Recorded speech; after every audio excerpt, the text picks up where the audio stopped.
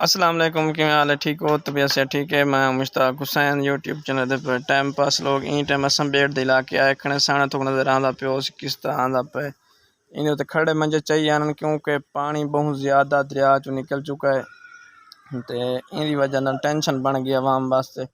पहले को सामान सट गए ते हुण वाला ये चीज़ां चाह के आंदे पन बाहरों को देगा शेगा का इंतज़ाम ही किया गया। आवाम जड़ी आंदी पई यानी कि भुखी वगैरह हो सी तो उन्होंने को वाला चावल वगैरह भी दीते वैसन।